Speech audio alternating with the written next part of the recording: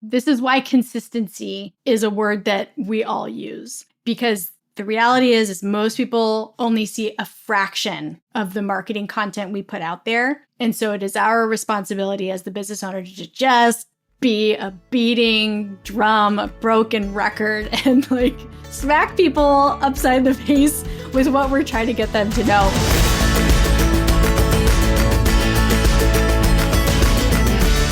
Hey there, and welcome to the Event Crushed podcast. Each week, we'll be chatting about all things wedding industry, entrepreneurship, and how to crush it in life and business. I'm so glad you're here. Now, let's dive into this week's episode.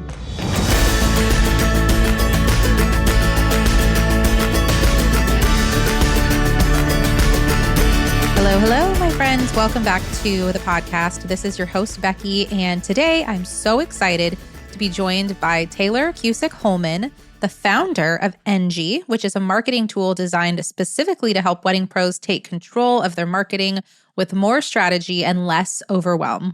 Tayler has such a unique background in the wedding industry, from her start as a marketing consultant to helping launch industry favorites like Sourced Co, IO Planner, and of course, now Enji. In this episode, we're diving into the biggest marketing mistakes wedding pros are making, how to build a sustainable marketing routine, and why consistency matters more than perfection. Plus, Tayler is sharing her thoughts on AI, YouTube, and a few other underrated strategies you might not be using yet. And if you've been curious about Enji or want some extra support with your marketing, be sure to check the show notes for a discount code to give it a try. And with that, let's welcome Tayler to the show. Hey, Tayler, welcome to the show. I'm so excited to chat with you today all about your journey in marketing and how Enji first came about, and really how wedding pros can be leveling up their marketing in this season.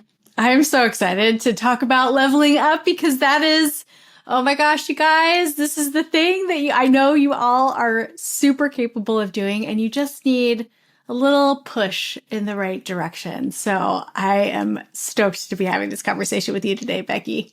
Yes, likewise. And I feel like you are just the perfect person to give that little push to my listeners. I think we all just need a little kick in the butt sometimes. So we do. That is a fact. I also sometimes need a kick in the butt. So it goes both ways. For sure. So to start off, I would love it if you could just share a bit about your background in the wedding industry. Like, I don't know your full story, so I would love to hear how you got started, what your connection is to the wedding industry, and then how that led you to starting this amazing tool that is Enji. Yeah, this is always a fun one because there's sometimes there's a couple points where people are like, I knew you looked familiar. And so, but I mean, I had no intention of A, being in marketing, and B, being in the wedding industry. And I like to share those things because a lot of people think that you have to have gone to school for business or studied marketing to get good at marketing. And I am living, breathing proof that you don't have to have a background in that. My background is in psychology and sociology. So, I mean, marketing is definitely the direct application of those two soft sciences, but hey, it works. But so I ended up getting connected with a florist here in San Diego, where I'm based, because she, finger quote, needed help with some stuff. And she didn't really know what that stuff was, but I had played my one, babe, can I quit my job and not have anything lined up card?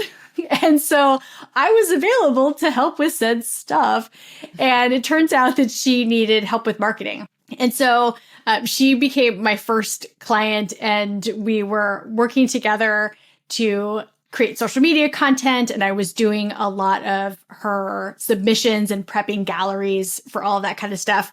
And then after a few months, people started to notice that, Issery Flower Studio was like in all of these places.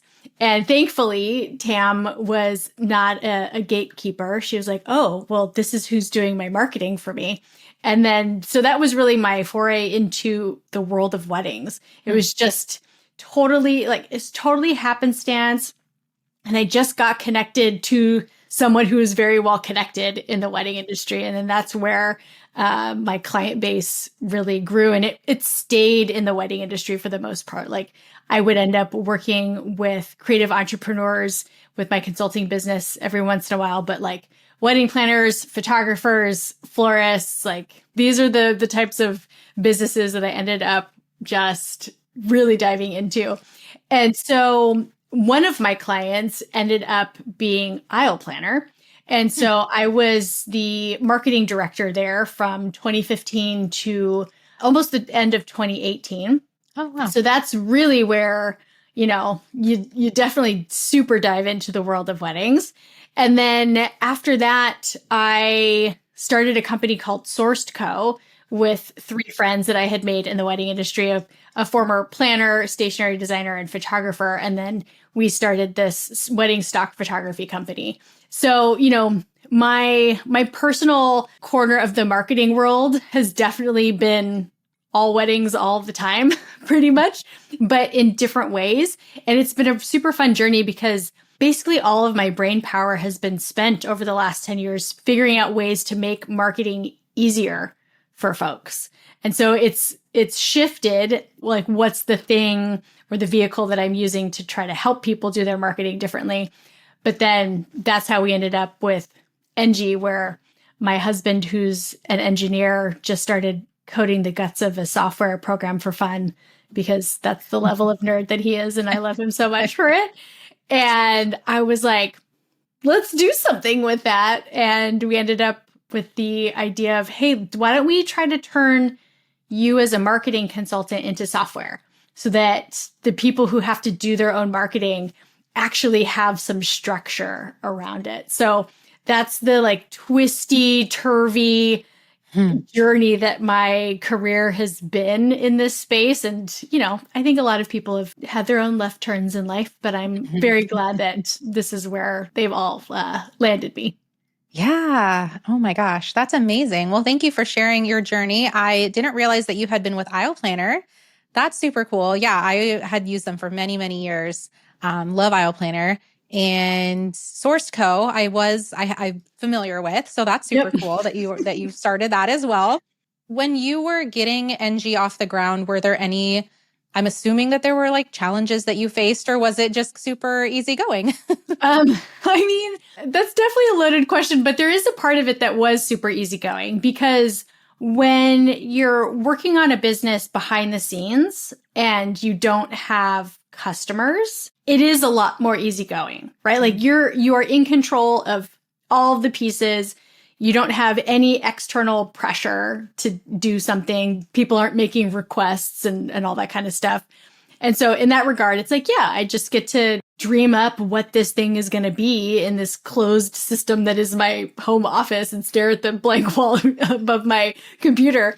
But the challenge really is that people have no idea how long it takes to build software, like literally, because from a consumer's perspective, right? And we're all consumers of things.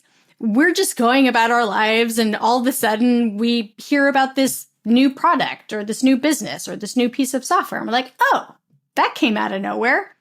But really, we literally worked on Enji for 2.5 years before we hit the go button on launch. And that is a gigantic challenge because to be committed to something for that long without any sort of feedback, anything telling you to keep going, right? Because you always will hit some sort of smaller challenge along the way. But the big picture, like, hey, we needed to work on this for 2.5 years before it became like a living, breathing thing. That was the biggest challenge for sure, is just having that keep go, like, just go. Just go. Don't think, just do. There is no try, there is only do, Yoda phrase. And that still spills into what we have to do every day now that it is a living, breathing thing. But yeah, that whole time piece, it's not like, even spinning up Sourced Co. that took like 6 months, right? So, and starting my consulting business, it was like oh, I have clients. I just need to build a website and have a brand. And that happens super fast. But software is just a totally different beast and takes a lot more time to tackle. Yeah. Oh my gosh. I can't even imagine the amount of just perseverance it takes to get through that and just push through. So good on you for just sticking with it and making it happen. And now it's helping so many wedding pros, which is just fantastic. And we'll talk more about Enji because everyone needs to know how amazing it is. I know it's come up on my podcast at least a couple of times. I know Danison had shared about it in his episode recently. And then I know I brought it up at least a time or two when I've just shared about tools that I love. So we will definitely dive into it more. But the first place I really want to start with you is just kind of getting your thoughts on common marketing mistakes that you see wedding pros making, because I'm sure you've been doing this for a long time, like 10 years, you said. So I'm sure you've seen many things. And I would just love to hear your thoughts on what some of the bigger marketing mistakes that you see wedding pros making. There are definitely some mistakes. And, I'm going to, everything that I say moving forward, just know that the soft kid gloves are on. I say this with all the love. It's meant to be helpful information for you to realize that maybe there are some things that you're doing that are actually keeping you in this marketing is hard space. So that's that. I never want someone to feel bad when I say bah, bah, bah, bah. So that's the concession that I'm going to make before I dive into these mistakes, which I love talking about, because the first one that is kind of the most pervasive, but it's sly. And it's that a lot of wedding pros think that they can put all of their marketing eggs in one basket. And that one basket tends to be either the referral basket or the Instagram basket. And the Instagram basket, I think a lot of people know why that's dangerous. Or you can at least assume why that's dangerous, because a lot of us have a very strong love-hate relationship with the platform, and we just feel like we get yanked around by it all the time. And so to put all of your eggs into a basket where you don't actually have a lot of control over it, and it's going to just constantly be shifting and all that kind of stuff is not great. But the one that I like to talk about is the referral one, because I will have people just walk up to me and we'll be talking about marketing and they'll say, almost with so much pride, I don't have to worry about my marketing because all of my leads find me from referrals. And yes, you should be very proud of that, because that means you are really good at what you do, right? The professionals around you who are your partners have so much confidence in you. They're like, you have to work with her or him. And also you are doing such a great job with your clients and your client experience that everyone that has booked you is also doing the same thing with their social network. But that becomes very dangerous, because it's not, to use a little bit of jargon, it's not a lever you can pull on, right? You can't, if things slow down and your leads are no longer coming in at the pace that your business needs them to come in, and you're not doing any other marketing, you can't really go to your partners. You can go to them and say, hey, I'd love to, or whatever it is that you can do to share the word, let people know that I'm available. Super helpful. But you are then 100% relying on someone else to do your marketing. And that's really dangerous, right? Mm-hmm. So don't do that. This is why everyone should have at least 2 or 3 marketing channels in their marketing strategy to complement the referral one. Because then when things slow down there, you have something else that you can lean into that doesn't require you building a marketing channel from the ground up, because that just takes too much time. So that's the first big mistake. The second one is folks not really knowing their ideal clients the way that they think, or to the level that they think they do. And the reason that I know that is because of all of the generic copy and messaging that I see. And this is where soft kid gloves are on as soft as they can go. But I'm going to say some very specific examples, and some people might feel like they're shrinking as they hear this. But I am someone who reads so many websites. I am literally sleuthing on all y'all's stuff, right? And so I see, you're engaged, now what? Or wedding planning is stressful on everybody's website. And so if I'm seeing that on everybody's website, and your potential clients are looking at your stuff, but then they're also looking at other people's things, and they read the same stuff, then you've just put your business into an apples to apples comparison. And then it's just a race to the bottom. And you're basically giving someone only price to differentiate you, because you're not saying something different to them than someone else that they might be considering. So you really this is why marketers and business coaches are like, you need to really get to know who your ideal client persona is. And the last mistake, and as we're recording this, Becky, we are getting dangerously close to this point in the calendar year where this happens. And that's that wedding pros think that once booking and engagement season is over, I don't need to really worry about my marketing anymore. And that's definitely not true. Because basically what you do is you put yourself in the feast or famine cycle.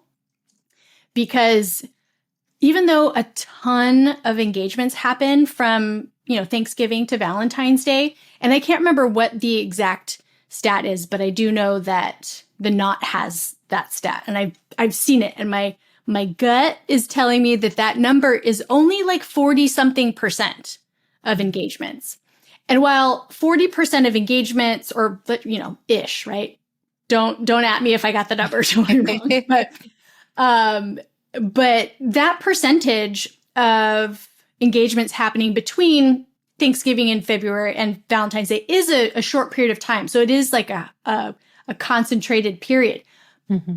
But you guys, that means that more than half of engagements happen outside of engagement and booking season. And if you've just stopped doing your marketing because it's now busy season and you, finger quote, don't have time to do your marketing, then you are letting so many opportunities to put more weddings on your calendar just like slowly float down the river in front of you, right? So those are the 3 big marketing mistakes that I see people make. And I get why it happens, because again, marketing is hard. Most people are like, I'm doing this for the first time, and I'm also doing it by myself. And oh my gosh, there's so many things coming at me. But once you know that these are problems that you might be perpetuating for yourself, then you can work to make some changes around that. Yeah, definitely. Thank you for calling those out. I think sometimes we just need to be called out a little bit, and that's okay.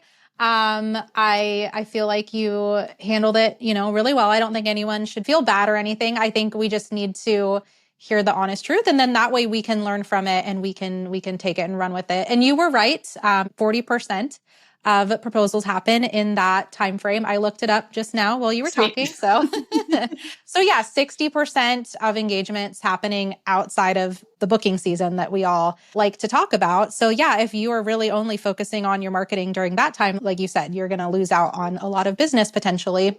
So I'm really glad that you brought that up. I think that's a great perspective. And then your first one about putting all of your marketing eggs in one basket. I love that you brought that up too, because I do see that a lot. And it's true. Like, people will be really confident about it. Like, oh, I get all my leads from Instagram.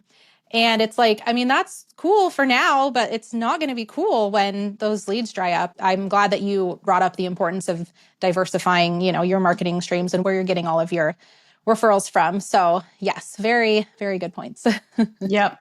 So another thing I wanted to touch on with you, something that I have kind of been talking about a lot on my podcast lately, is this idea of balance. And just, I know a lot of wedding pros, it's not like, oh, I'm just a wedding photographer, I'm just a wedding planner. It's like, no, I'm a photographer and a mom, and I have this other side business. Or it's like, I have a part-time job, and then I'm also a wedding planner.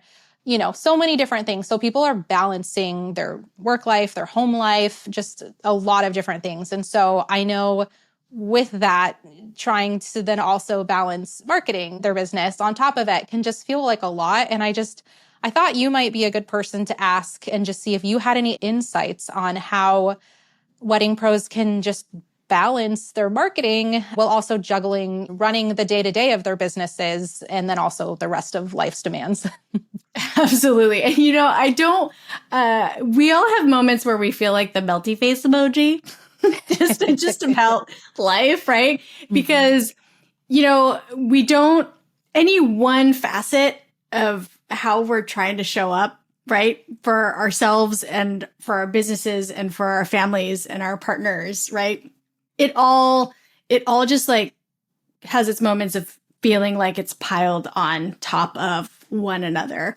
And so for me, something that I think is, if it's not already abundantly clear, hi, my name is Tayler and I'm a realist. And so what I really encourage people to do in order to find some semblance of balance between running their business, living their life, and also trying to do right by their marketing, which has a huge impact on both those other things, right? Like if you're not doing your marketing and your business isn't bringing in the money that your life expects it or needs it to, then right, melty face emoji. Mm-hmm. So I want everyone to have more realistic expectations around what it is they can actually accomplish on the marketing side of things.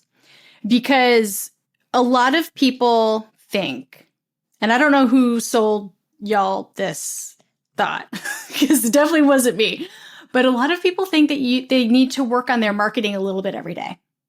And that's not actually the best way to create balance around that. Because when you think of what you need to accomplish every single day, again, if you are the business owner, you have a partner, you have kids, and you're also like trying to eat 3 meals a day and remember to brush your teeth before 2 p.m., then when you also need to work on marketing every day, it gets relegated to these like little pockets of time that you just happen to find. And what can you substantively accomplish in 15, 20 minutes while your kid naps or, in between these errands that you're going to run or in between your client calls where you just like become that cat who's furiously typing at your computer. And so the shift that people can make is, I know everybody knows how to batch their time.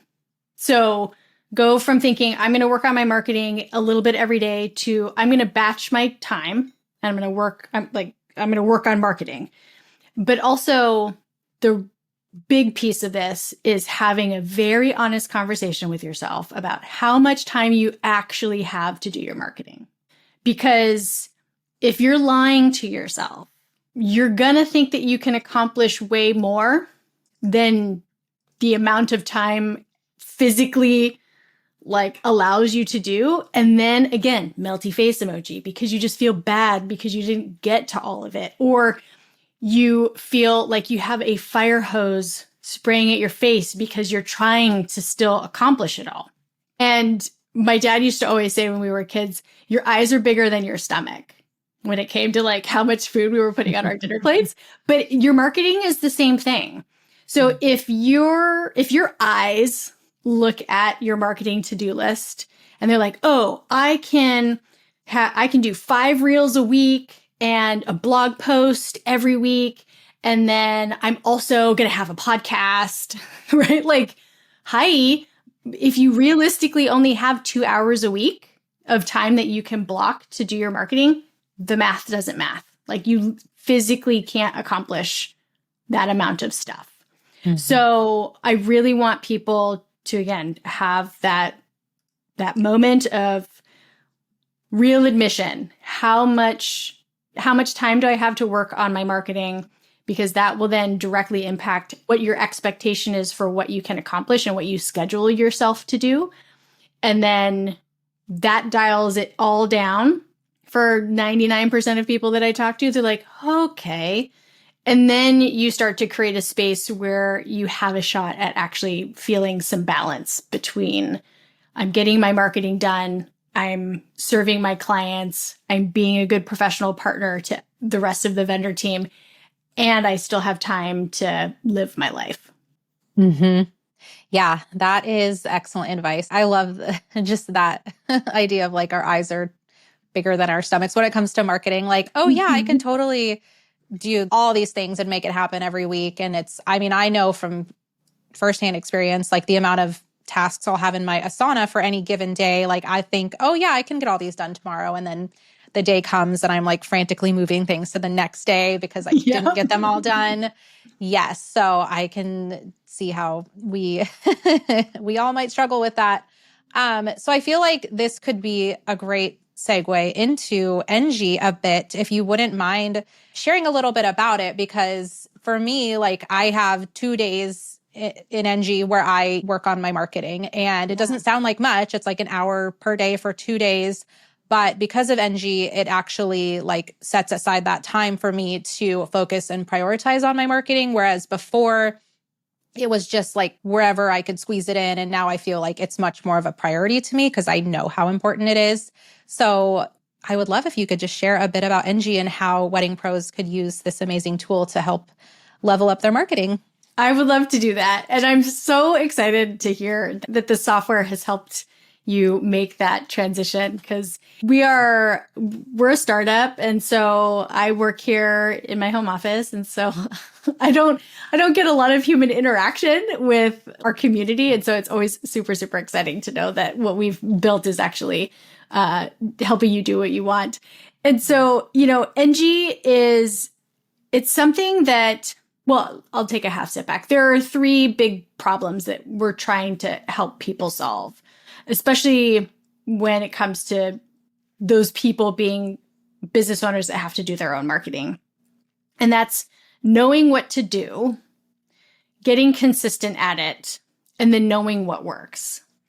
Because if you don't have a marketing strategy, we'll just call it plainly what it is, then on the days that you're like, oh, I haven't done anything to market my business in a while, even when you have those moments of realizing that, you've kind of gone silent on all of your channels, you don't even know what you would do, right? Because you haven't sat down to do that, whether you want to call it CEO level thinking or, that part of the project management. You are left in a spot where you have to make a decision that feels really big in a short period of time, and that becomes super stressful.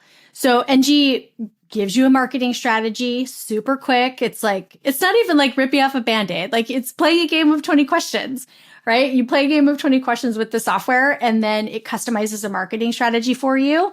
And it actually recommends tasks for you to do. They're going to help you make progress toward your goals, and then also show you, hey, these are your marketing channels, and this is what you're doing to work on your SEO, and this is what you're doing to consistently show up on social media.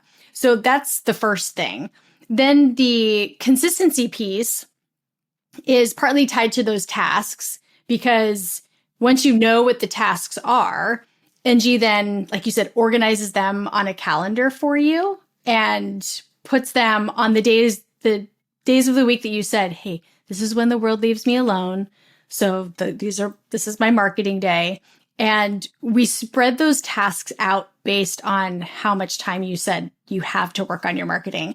So, your calendar, I think you had told Enji you have like 3 hours a week, if I'm remembering correctly. I think so, yeah. That's what you said you had. So your calendar looks very different from someone who, on the very rare occasion, tells Enji that they have 8 hours a week, right? Like most people tell us they have 1 to 2 hours a week. And so just having the software make those decisions for you and like lay the plan out removes the responsibility to make the decision off of your plate, which as a wedding professional, you're like, please don't ask me anything. At the end of the day, you're like, no questions, please and thank you. And then the last big thing that Enji helps people do is understand where their marketing is working. Because at the end of the day, we all just need to do more of what's working, right? Mm-hmm. And what we think is working is not always what the numbers are going to tell us is working.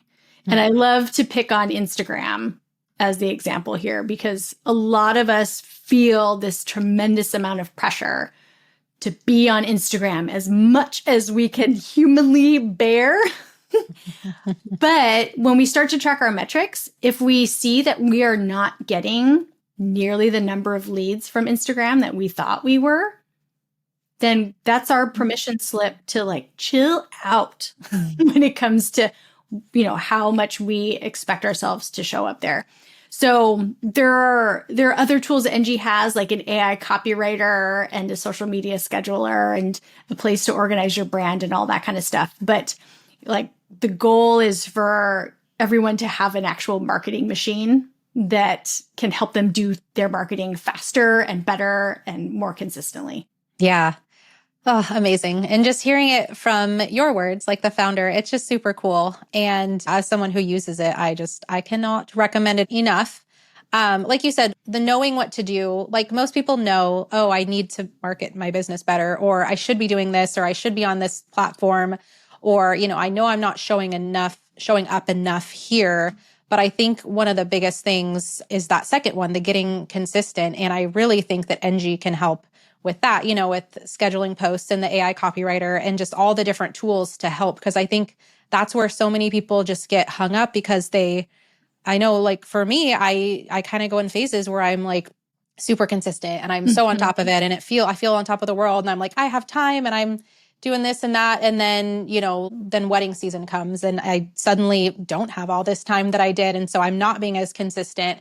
And so just having a tool to help you stay consistent, even when the seasons of life change and, you have different things going on, having a tool to help you stay consistent is incredibly helpful. Yeah. And, even though Enji sets you up with, hey, here's a routine that, it's encouraging you to stick to.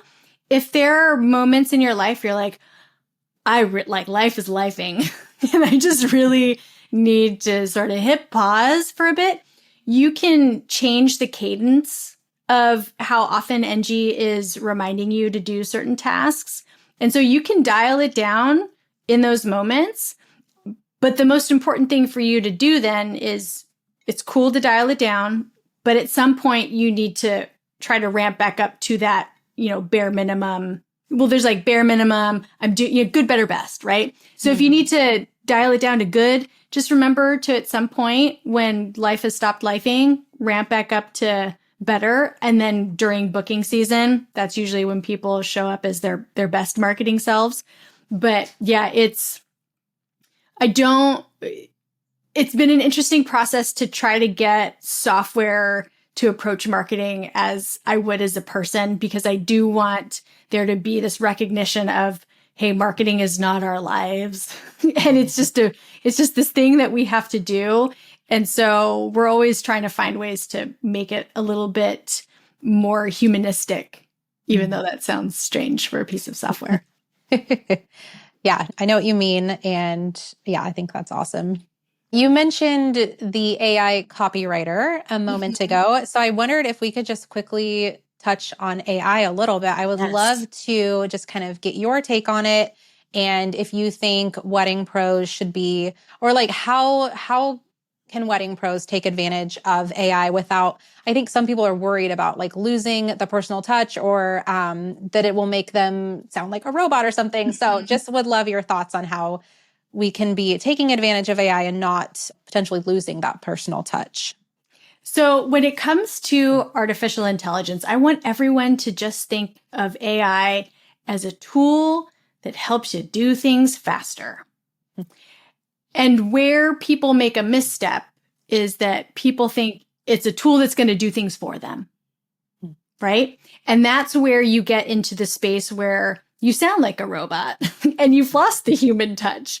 And so if you stay grounded in the fact that your business is your business, you are always going to need to be involved in it as the human who owns it, right? As the service provider, as the person that your couples are hiring. Then if you stay rooted in the humanity and you just use AI as a tool, then you'll be fine, because you're not going to do the mistakes of, even using something like an AI copywriter and just copying and pasting what any AI copywriter wrote for you and publishing it. Like, you should never do that, because that's just not the best practice. It's not the best practice that I'm trying to encourage people to take. I know Google doesn't like it, and so just don't do it. But no, AI absolutely is an accelerant. And if you're looking for a super easy way to start using it in your business, honestly, using an AI copywriter is that, because when it comes to your marketing, if you're marketing your business on the internet is an insatiable beast, and it eats words is basically what it does. And I know that most people are like, they do, they put their fingers up in front of their faces, and they're like, I don't like writing. I'm not a good writer. It takes too long. There's this whole list of reasons why you don't like doing it. And so AI can help get you through that roadblock to make sure that you're actually showing up consistently with your marketing.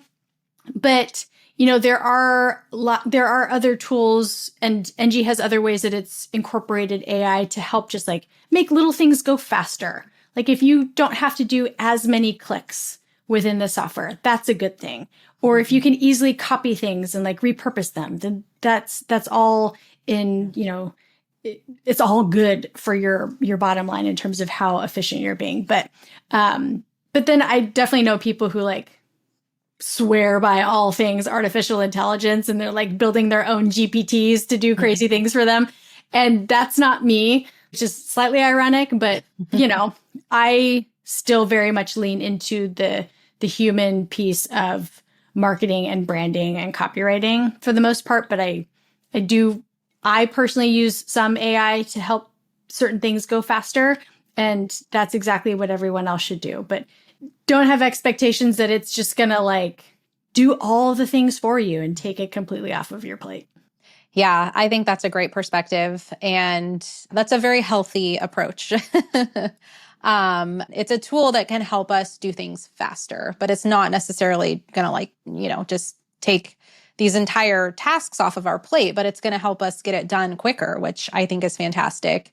And as I have been using AI more just in the way of like Chat GPT and Enji, I have just been like blown away in a really good way about the efficiency and how I'm able to get things done quicker. And like you mentioned, you can take content that you've created, that you've written, and then use it to help you repurpose it into another way to then share on your newsletter or on social media. And I love it for that. And for those reasons, I have been a big fan lately, and I'm like, find myself using it more and more, which is fun. And I'm learning a lot. So, okay. So I have a couple kind of like rapid fire questions. Yes. The first one is, what is one underrated marketing strategy that more wedding pros should be using? YouTube. Ooh. Yes. Tell me more. So, social media, well, there's the things that everybody's doing, right? Everybody's on social media. Everybody's on Pinterest. Everybody's using referrals. A lot of people are advertising.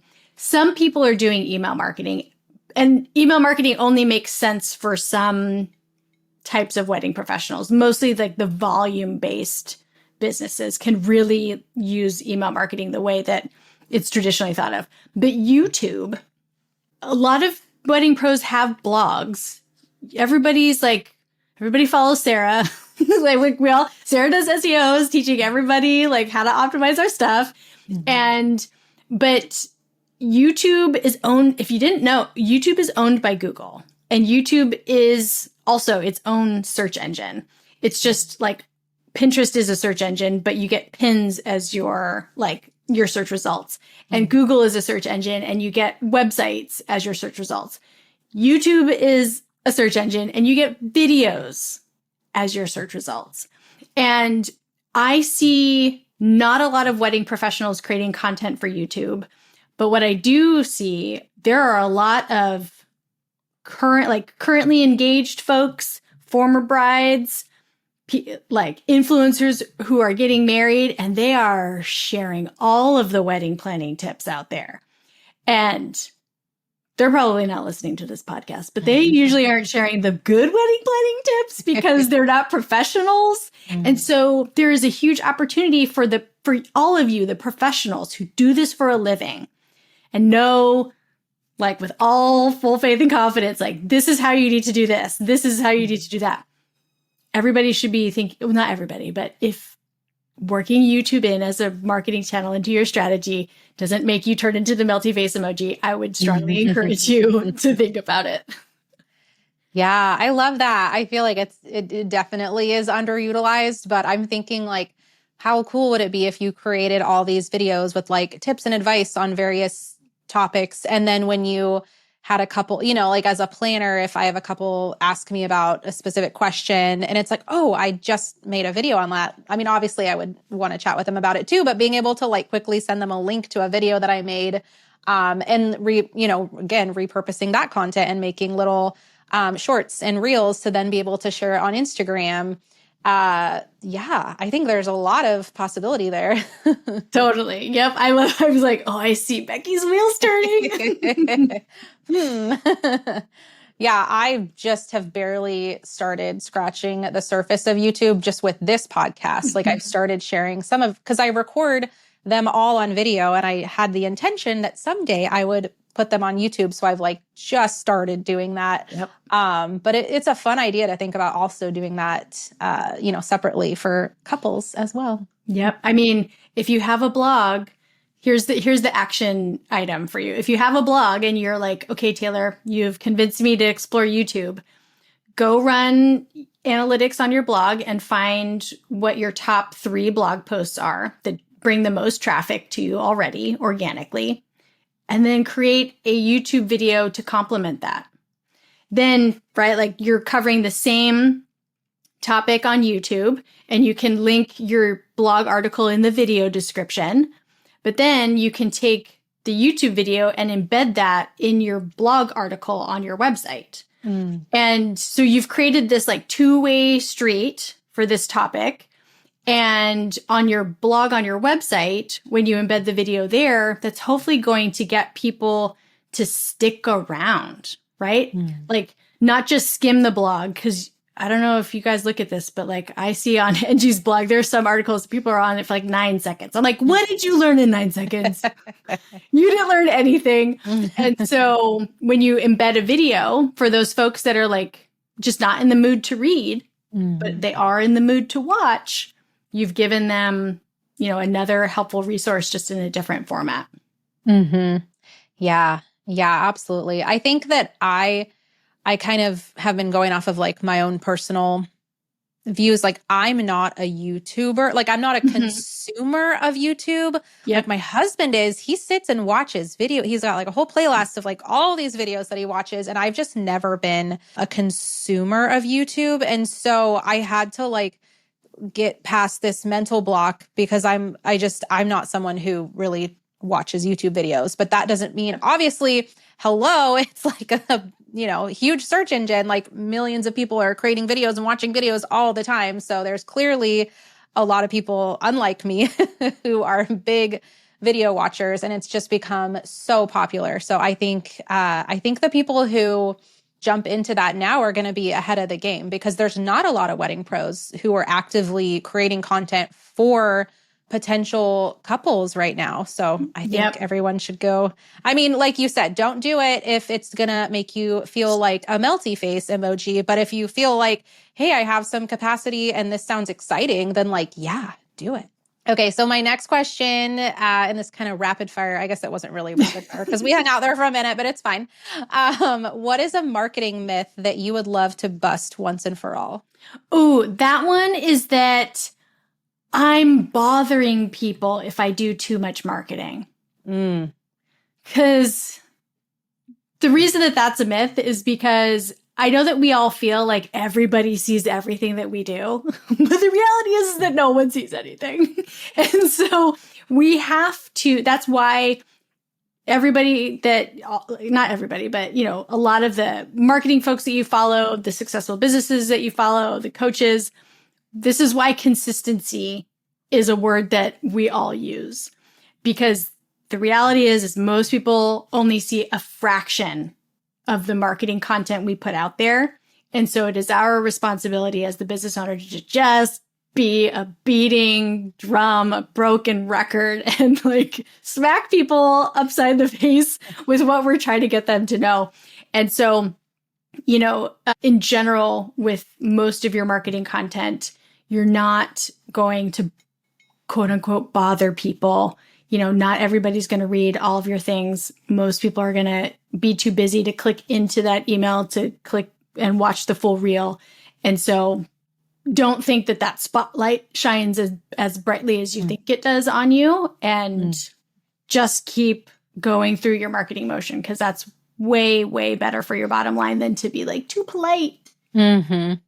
Yeah. And we don't really have room to think that way, because I don't know, I need to make money for my family to make a living. So it's I can't really afford to just be like, oh, I just shared yesterday, I can't share again today. But I do think that is a real serious mindset issue that a lot of us struggle with. And so if we can somehow find a way to get past that, that's a game changer. Because like you said, nobody sees all the things that we're posting. We feel like we're being annoying. Such a small fraction of people are actually seeing everything that we're doing. And I mean, for me, it's I know my mom sees everything that I post, but that's because she's my mom. And Same most thing. people are, scrolling right past half of it, or it never shows up on their feed, or they never open the email or what have you. So I think that's such an important reminder for us. So thank you. You're very welcome. Okay, so I know you are also a fellow podcaster. Could you just share a little bit about your podcast, the Pretty Okay podcast? Yeah, it's pretty okay, because how are we all doing? We're doing pretty okay, right? So I got brought into the podcast years ago. I wasn't one of the original hosts, and so yeah, I ended up as a co-host of the Pretty Okay podcast, and then that co-host needed to step away from it. So it became my podcast and Enji's podcast. And so it's really just a space where we have conversations about what it's like to be a small business owner. Cause like I said, we're all just doing pretty okay. But, talking about, to sort of bring this full circle and talk about strategy and KPI and what we realistically can keep up with. I had to make the hard decision to not produce new episodes of the Pretty Okay podcast in 2025 because the numbers they were like, Tayler, you're putting so much effort into this. And Becky, a podcast is not, to use a corporate term, an easy lift, right? It's a heavy lift.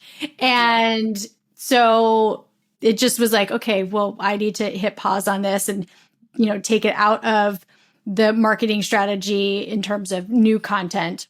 So, it's going to free me up to do other things, but I still have all these great episodes that are all super helpful and relevant. So I am absolutely going to be repurposing the content. Some people might not even know that the Pretty Okay podcast is on hold, because I'm still going to be, sharing clips from the episodes, takeaways, tips, all that kind of stuff. Mm-hmm. So, but yeah, it made me so sad. And it was I had to sit on that one decision for a long time, because I really didn't want to make it. Mm-hmm. But, I am, like most people who are listening to this, I'm responsible for the majority of Enji's marketing as one person. And so I only had the capacity for so much, and I had to tap out of something for a little bit. So yeah, well, and we've all been there where we've had to make a tough decision like that. And it's super hard. I mean, podcasting is super fun. It is a lot of work, but I'm sure you were passionate about it and enjoyed doing it. So that is a bummer that it's not continuing for now, but I will for sure include it in the show notes, and everyone can go back and listen to all the amazing previous episodes. And so lastly, where can my listeners find you online, and where can they go to learn more about Enji and all the other fun things that you're doing? Yes. Well, I know that you have links. So you have show notes, right? There will be a link if someone wants to try Enji out. I know Becky has got a referral link that she'll put in the show notes. And so everyone can do a 14-day free trial of Enji if you want to just like see what kind of marketing strategy we create for you. But I am a geriatric millennial. And so you will find me on Instagram, even though Enji has a TikTok account. Don't try to have a conversation with me on TikTok is really what I'm trying to say, because I check it like once a week. But I am on Instagram all of the time, and I love connecting with people, and I love just having random business life marketing conversations with folks. So our Instagram handle is at ENJI_CO.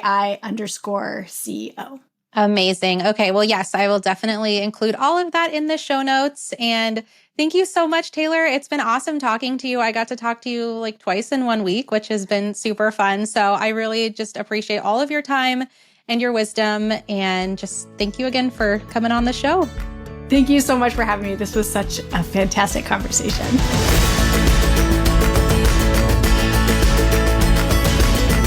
Thank you so much for tuning in to this week's episode of the Event Crushed podcast. I hope you found value in this episode, and if you did, please consider sharing it with a wedding industry friend. We also hope you'll consider leaving a rating or review for the show to help other listeners find it. This podcast is edited and produced by Ace Sound Design. If you're looking to elevate your audio experience, their info can be found in the show description. As always, thank you for listening, and please connect with us on Instagram if you haven't already. Now, get out there and crush it.